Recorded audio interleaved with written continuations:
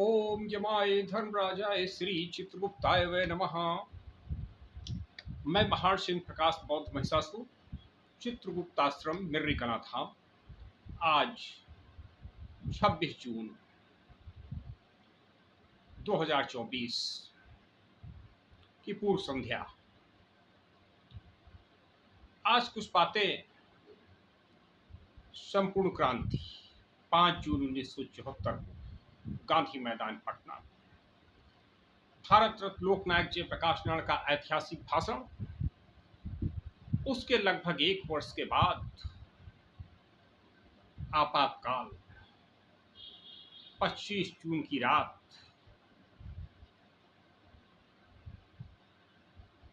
आपातकाल लागू हो गया।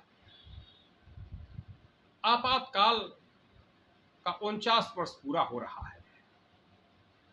इस 49 वर्ष पूरा होने पर और 50वें वर्ष में प्रवेश भारत कर रहा है। जितना महत्व इस देश में 15 अगस्त 1947 देश आजाद होता है, 15 अगस्त 1947 का जितना महत्व है उतना ही अधिक महत्व इस आपातकाल का भी है।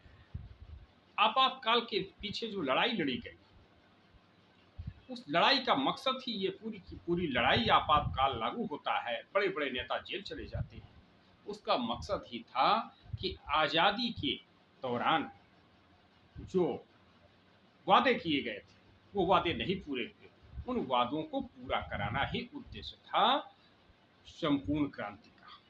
भारतीय संविधान में जो अधिकार दिए थे, भारतीय संविधान निर्मात्री सभा के स्थायी अध्यक्ष भारत रत्न डॉक्टर राजेंद्र प्रसाद की अध्यक्षता में बने हुए संविधान प्रदत्त अधिकार जनता तक नहीं पहुंच पाए थे, उन अधिकारों को दिलाना ही संपूर्ण क्रांति का उद्देश्य था। 15 अगस्त 1947 के लिए लगभग 90 वर्षों तक लड़ाई लड़ी गई और लगभग 70 वर्ष माने 26 जनवरी 1930 तक कोई विशेष प्रगति भारतीय स्वतंत्रता संग्राम के इतिहास में नहीं होती। प्रगति जो होती है वो 26 जनवरी 1930 के बाद होती है। उसका कारण ये रहा कि लोगों को लगता था कि भाई यही राजा हैं, ये नवाब हैं, जमींदार हैं, तालुकेदार हैं, अंग्रेज चले जाएंगे तो हमको क्या मिलेगा, हमको तो कुछ मिलने वाला नहीं है। मिलने वाला राजा को है, नवाब को है, जमींदार को है, तालुकेदार को है। इसलिए भारत का आमो आवाम नहीं जुड़ा, भारत का किसान मजदूर, साधारण आदमी, साधारण जनता जो था वो कभी नहीं जुड़ा। तो साधारण जनता कब जुड़ा? साधारण जनता जब 26 जून 1930 को रावी नदी के किनारे शपथ ली गई पूर्ण आजादी, और आजादी इस देश के किसान के लिए, इस देश के मजदूर के लिए, इस देश के कमेरा के लिए, इस देश के अर्जक के लिए, इस देश के आमो अवाम के लिए आजादी रहेगी। जनता को आजादी मिलेगी, जनता को हर प्रकार की जो है शिक्षा, स्वास्थ्य, रोजगार, संपत्ति में समान भागीदारी मिलेगी। कालांतर में इस बात का प्रचार प्रसार हुआ, देश के नौजवान निकले और नेताजी सुभाष चंद्र बोस के रूप के नेतृत्व में बहुत बड़ी क्रांति हुई और अंग्रेजों को भारत छोड़ना पड़ा। एक ऐतिहासिक तथ्य है कि एक बार क्लीमेट इटली से कुछ लोगों ने सवाल किया, पश्चिम बंगाल के गवर्नर तत्कालीन थे, सवाल हुआ कि भाई आपने देश को आज़ादी क्यों दे दिया? क्लीमेट इटली ने कहा ड्यू टू सुभाष, क्योंकि ब्रिटिशर्स बहुत टूट चुके थे और लग रहा था कि नेताजी सुभाष चंद्र बोस ब्रिटिश का बहुत नुकसान पहुंचा देंगे।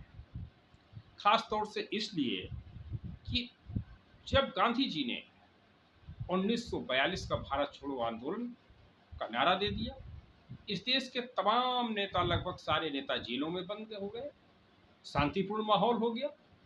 फिर अचानक 15 अगस्त 1947 को आज़ादी देने की क्या जरूरत? तो आड़ में तो स्वाधीनता आंदोलन का, स्वाधीनता, भारतीय स्वाधीनता अधिनियम लाया जा सकता है, तमाम बातें और भी लाई जा सकती, लेकिन सबसे बड़ा योगदान नेताजी सुभाष चंद्र बोस की क्रांति थी, जिससे भारत के विरोधी, भारत के दुश्मन अंग्रेज डर गए थे और डर के ब्रिटिशर्स ने भारत को आज़ादी दे दिया। आज़ादी मिल गई, कांग्रेस की हुकूमत हो गई, लोकनायक जयप्रकाश नारायण, आचार्य विनोबा भावे अंत्योदय आंदोलन में लग गए कि जो अंतिम छोर में खड़ा हुआ व्यक्ति है, अंतिम पंक्ति में खड़ा हुआ व्यक्ति है, उसको कुछ अधिकार मिले। उसको अधिकार दिलाने के लिए ये लोग आंदोलन करने लगे। उसको अधिकार दिलाने के लिए सक्रिय राजनीति से लोकनायक जयप्रकाश नारायण जी दूर हो गए। इधर धीरे धीरे 72 का समय आ जाता है और इस देश की स्थिति गड़बड़ाने लगती है।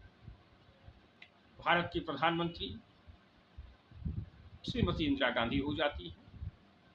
इससे पहले देश ने लंबे समय तक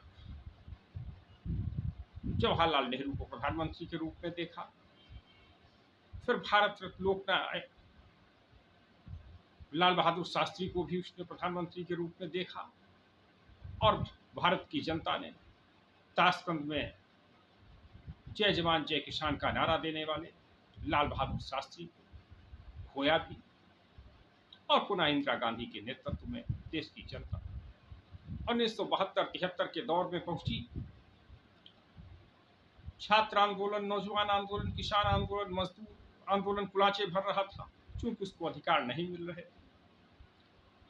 लोग पहुंचे भारत रत्न लोकनायक जयप्रकाश नारायण के पास कि कुछ कीजिए, आप ही अब इस देश को बचा सकते हो।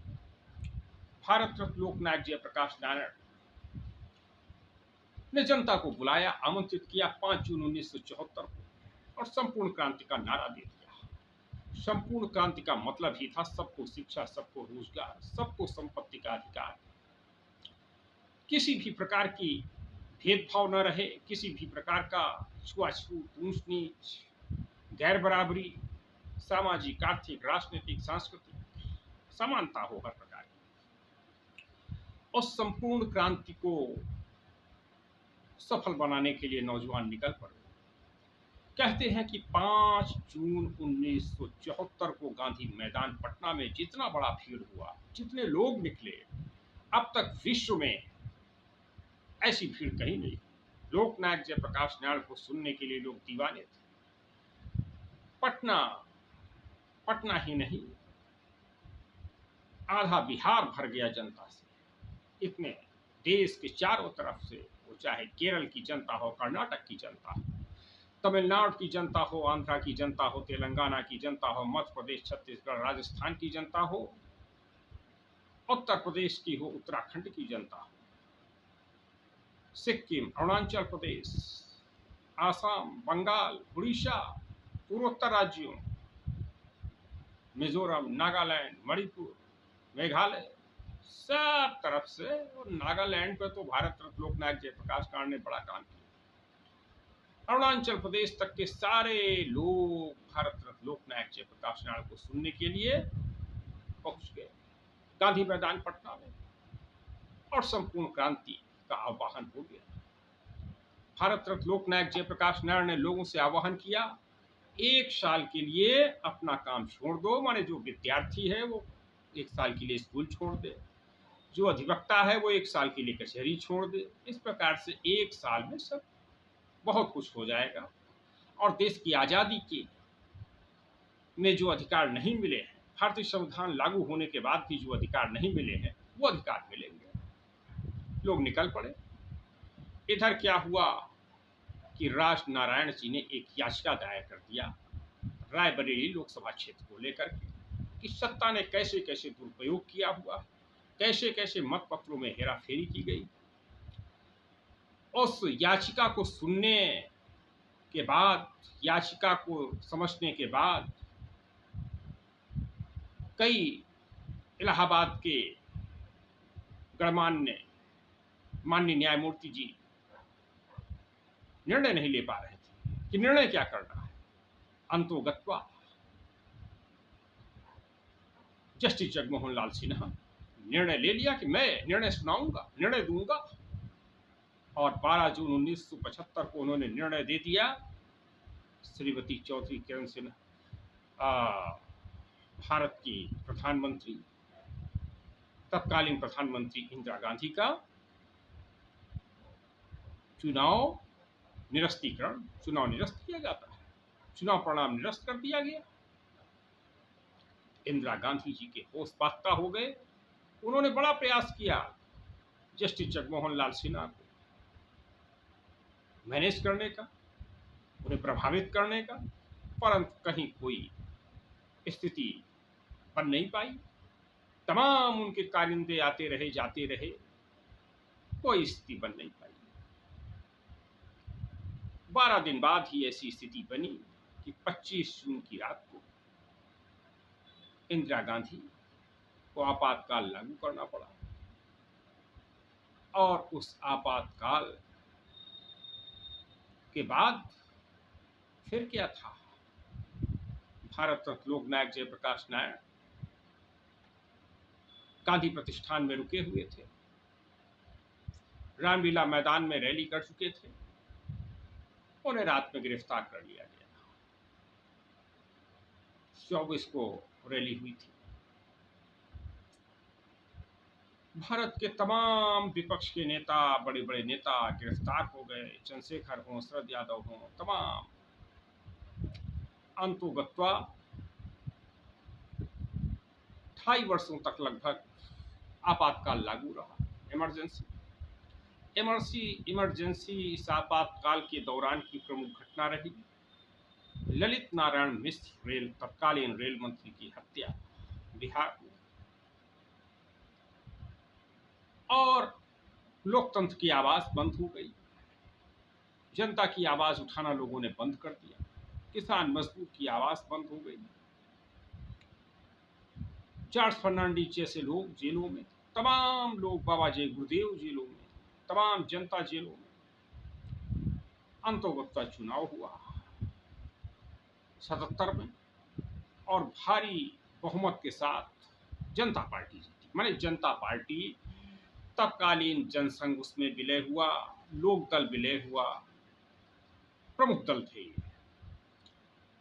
और भारत रत्न लोकनायक जयप्रकाश ने भारत रत्न लोक नेताजी सुभाष चंद्र बोस के सपनों को साकार करने के लिए नेताजी सुभाष चंद्र बोस की जन्म दिवस पर 23 जनवरी 1977 को जनता पार्टी की स्थापना की।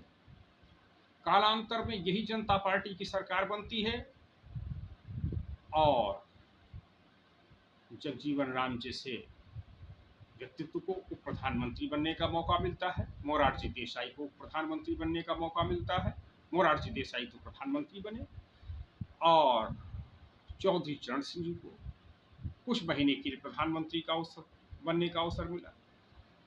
अटल बिहारी वाजपेयी जैसे व्यक्ति को विदेश मंत्री बनने का अवसर मिला, लालकृष्ण आडवाणी को भी मंत्रालय मिला। सोचिए, यदि भारत रत्न लोकनायक जयप्रकाश नारायण नहीं होते तो तमाम लोगों की जो राजनीति चमकी, वो चाहे लालू यादव हो, रामविलास पासवान हो, नीतीश कुमार हो, आज के जेपी नड्डा हो, या आज के प्रधानमंत्री नरेंद्र मोदी हो, या अमित शाह हो, तमाम लोग, ये जितने पक्ष और विपक्ष के लोग, ये सब लोकनायक जयप्रकाश नारायण की क्रांति से निकले हुए लोग। जनता पार्टी टूटती है, 80 का चुनाव आता है, एक तरफ भारतीय जनता पार्टी से निकल करके बनती है, दूसरी तरफ लोक दल पुनर्जीवित होता है,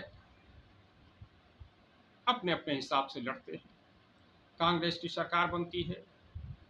कालांतर में यही कांग्रेस सत्ता में आ जाती है 80 से 85। 31 अक्टूबर 1984 को श्रीमती इंदिरा गांधी की हत्या हो जाती है। 2 महीने बाद चुनाव होता है, दिसंबर 85 में, दिसंबर 84 में चुनाव होता है और राजीव गांधी बड़े बहुमत से, अब तक का उतना बहुमत किसी को नहीं मिला, पुनः प्रधानमंत्री बन जाते हैं। 89 का फिर दौर आता है, फिर तमाम बिखरे हुए दल एकजुट होते हैं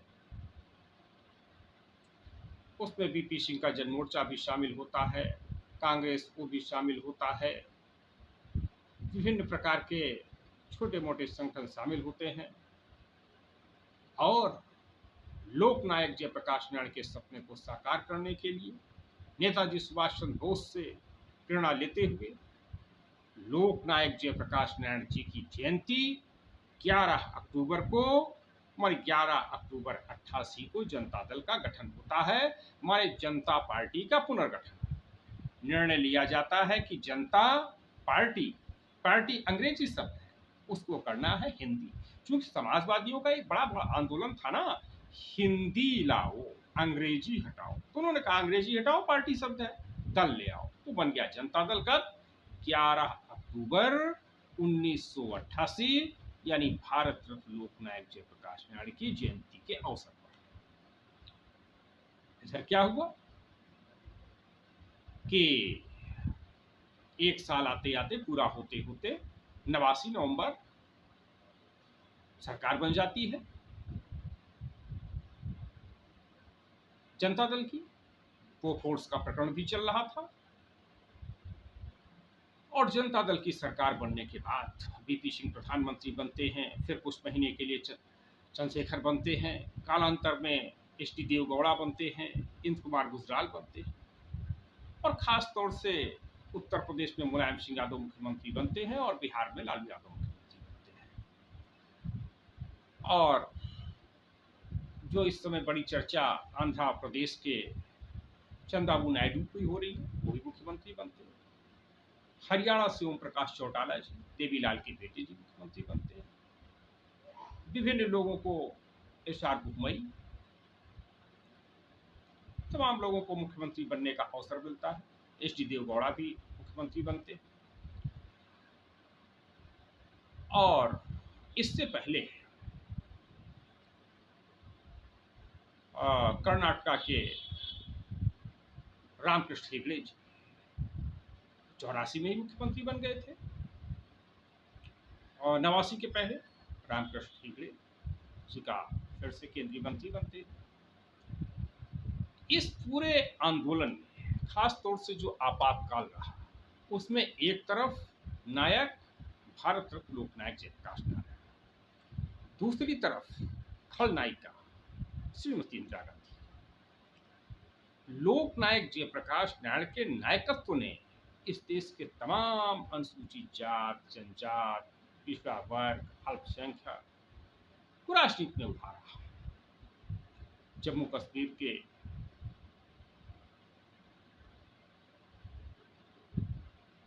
गृह मंत्री बने जनता दल की सरकार में। रूबिया अपहरण कांड हुआ और फिर जम्मू कश्मीर को कैसे कैसे लोगों ने देखा। मुफ्ती मोहम्मद सईद, कालांतर में उन्होंने पीडीपी पार्टी बनाई और जनता दल से ही निकल करके विभिन्न प्रकार की, वो चाहे बीजू जनता दल हो, बीजू पटनायक जी ने बनाया,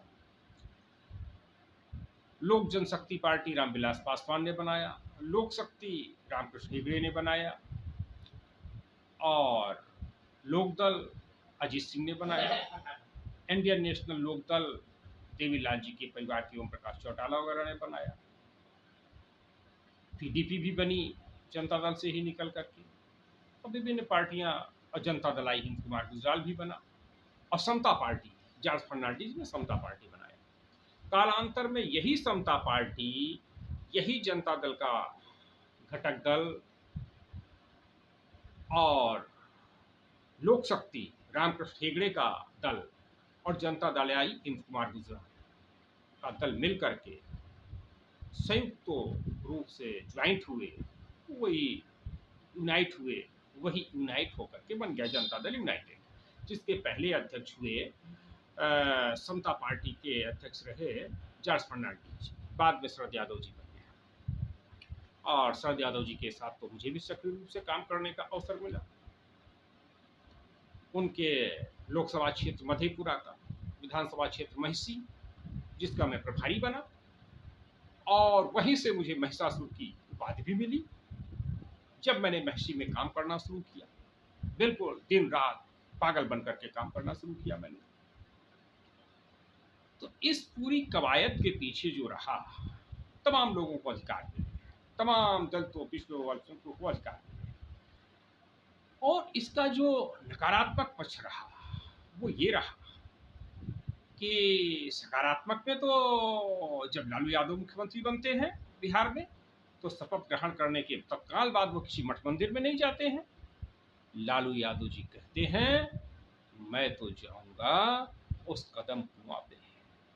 कदम कुआं भारत रत्न लोक नायक जयप्रकाश नारायण जहां पर रह करके रचना कर किए थे, पूरे भारत को समता समानता देने का सपना संजोए थे, संकल्प लिए थे, जहां उनका आवास था उस कदम कुआं पर गए। उन्होंने कहा नहीं, मठ मंदिर में नहीं जाऊंगा, लोकनायक जयप्रकाश नारायण के उस कुटिया पे जाऊंगा जहां से भारत को सबको समाजवाद के खांचे से जोड़ने का काम करने का संकल्प लिया गया।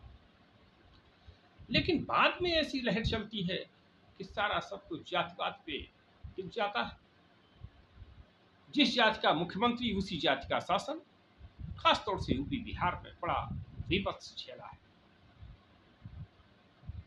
यूपी बिहार ने वो दौर देखा है जिस दौर में ये कहा जाता था नो दलील नो अपील नो वकील।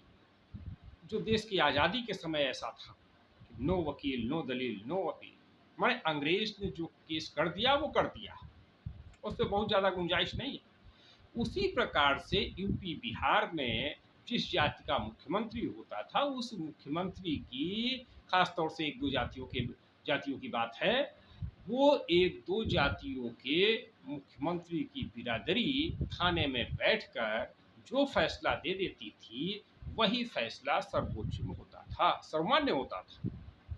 उसके बाद फिर किसी वकील की दलील की अपील की जरूरत नहीं हुआ करती थी। इन हालातों से ऊब कर ही कभी बहुजन समाज पार्टी को लाया गया तो कभी भारतीय जनता पार्टी को लाया गया। बहुजन समाज पार्टी जिसको कुछ लोग जातिवादी पार्टी कहते हैं, जिसके बारे में कहा जाता है कि नारा एक उससे जुड़ा हुआ है, तिलक तराजू तलवार डाट डाट, और फिर संप्रदायवादी पार्टी जिसको कहा जाता है भारतीय जनता पार्टी, कुछ लोग कहते हैं उसके साथ नारा जुड़ा है 3 नहीं अब 30,000 डाट डाट डाट।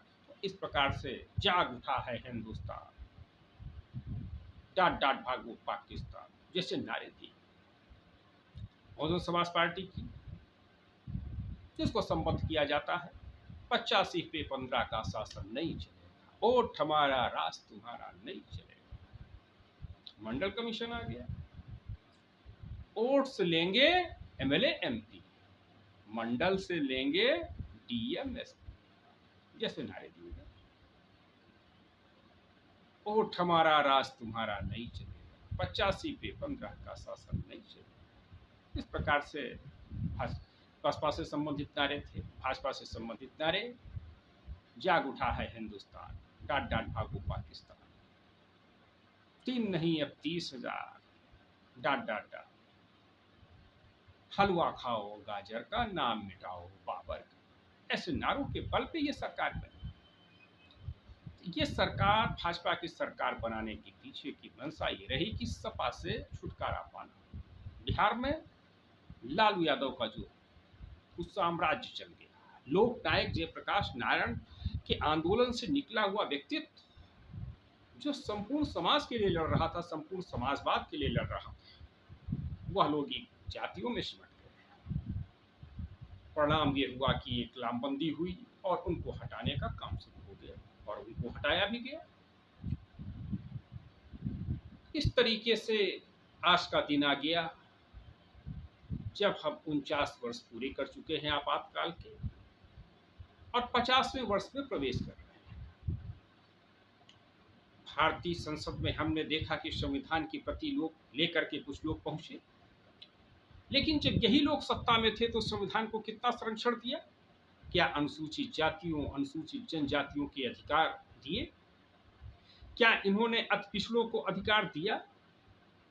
और थोड़ा खुल करके कहा जाए तो क्या इन्होंने जो आज संविधान लेकर के प्रति लेकर के पहुंच रहे हैं, इन्होंने अनुसूचित जातियों जनजातियों के अधिकारों को कुचलने का काम नहीं किया? क्या इन्होंने अति पिछड़ों के अधिकारों पर डाका डालने का काम नहीं किया? तभी तो भारतीय जनता पार्टी जैसी पार्टी को लोग लाने के लिए मजबूर हुए। और भारतीय जनता पार्टी जब सत्ता में आ गई तो फिर क्या, जितने भी गद्दार मक्कार नालायक होते थे अन्य पार्टियों के, उनको अपनी पार्टी में शामिल समाहित कर लिया।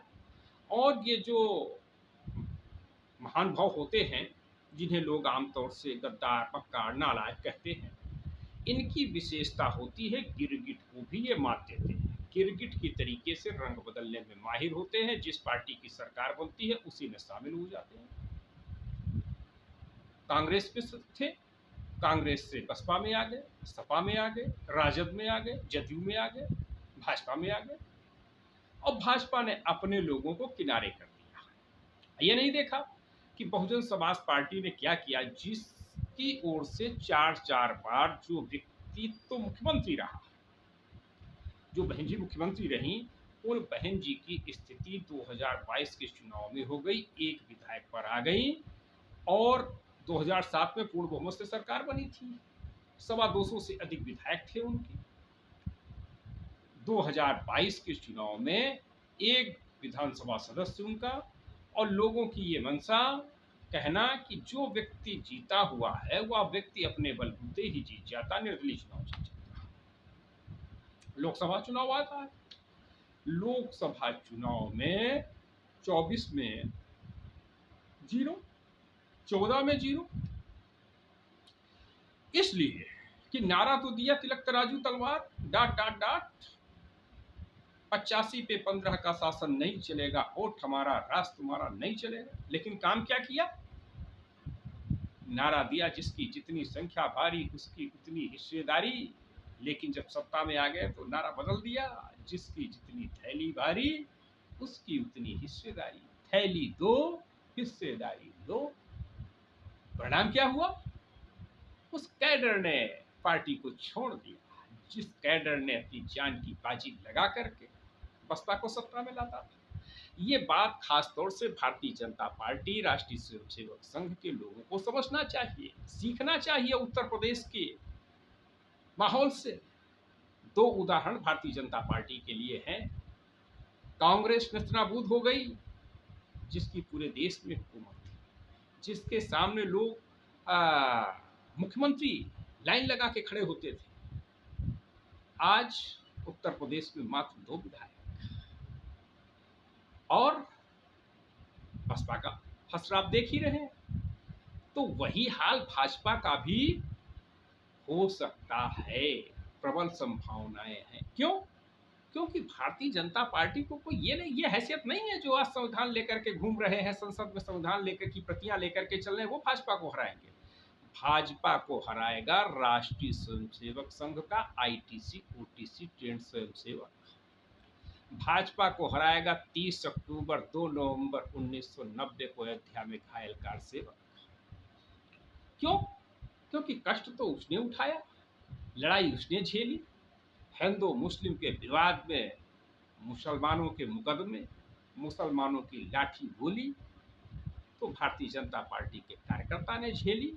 लेकिन माल मलाई खाने के लिए ब्रजेश पाठक, नरेश अग्रवाल, कौशल किशोर, जुगुल किशोर, लालजी निर्मल, न जाने कितनी ऐसी श्रृंखला है जिसका भारतीय जनता पार्टी से कोई लेना देना नहीं, जो भारतीय जनता पार्टी को गरियाते नहीं थकते थे, आज भारतीय जनता पार्टी में माल खा रहे हैं।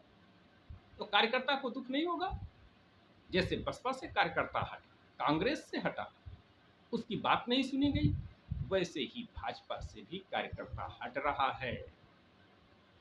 लोकसभा एक संकेत मात्र है, 2024 के लोकसभा परिणामों में दिखा दिया। तो इसलिए आपातकाल से सीखना है कि सबको शिक्षा, सबको रोजगार, सबको संपत्ति का अधिकार दिया जाए। भारत रत्न लोकनायक जयप्रकाश नारायण के सपनों को साकार किया जाए और भारत को भव्य बनाया जाए, दिव्य बनाया जाए, संपूर्ण क्रांति को साकार किया जाए।